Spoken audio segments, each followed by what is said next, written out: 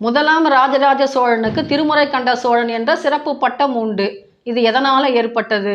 அவர் வாழ்ந்த காலகட்டத்திலே திருநாரையூரிலே நம்பியாண்டார் நம்பி என்ற சிவன் அடியவர் இருந்தார். அவருக்கு பொல்லா பிள்ளையாரின் அருளால் ஒரு செய்தி தெரிந்தது. அது என்னன்னா, சிதம்பரத்திலே ஒரு அறையிலே தேவார ஏடுகள் கரையான் அரித்து கொண்டிருக்கின்றன, அதை காப்பாற்றுங்கள் என்று ஒரு தகவலை சொன்னார் ராஜராஜ சோழனிடம். இதை கேள்விப்பட்ட மன்னர் என்ன பண்றாரு, சிதம்பரத்துக்கு போயிட்டு தில்லை தீட்சிதர்கள் கிட்ட ஒரு வேண்டுகோள் வைக்கிறாரு. இந்த அறைக்கதவை திறவுங்கள். அப்போ அவங்க என்ன சொல்றாங்க, தேவார மூவர் வந்தாலொழி இந்த அறைக்கதவு திறக்கப்பட மாட்டாது என்று உறுதியாக சொல்லிவிடுகிறார்கள்.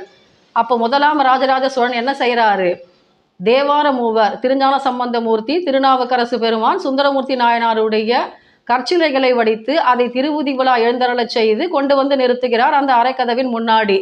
இப்போ அறைக்கதவை திறக்கிறார்களா என்று கேட்கும் பொழுது அவர்கள் என்ன சொல்றாங்க, தில்லை தீட்சிதர்கள், இது கல்சிலை, நாங்கள் ஒப்புக்கொள்ள மாட்டோம்னு சொல்லும் பொழுது ராஜராஜ சோழன் சொல்றாரு, இது வெறும் கல்சிலை என்று நீங்கள் சொன்னால் நீங்கள் தினந்தோறும் பூஜை செய்கிறீர்கள் அல்லவா, அந்த நடராஜ பெருமானும் கல்தானா என்று கேட்டவுடன் அவர்கள் தங்களுடைய தோல்வியை ஒப்புக்கொண்டு அந்த அறைக்கதவை திறக்கிறார்கள். அப்பொழுது கரையான் அரித்தது போக மீதியுள்ள ஏட்டை, பனையோலில் இருந்த தேவார சுவடிகளை செப்புத்தகட்டில் ஏற்றிய பெருமை முதலாம் ராஜராஜ சோழனுக்கே உண்டு.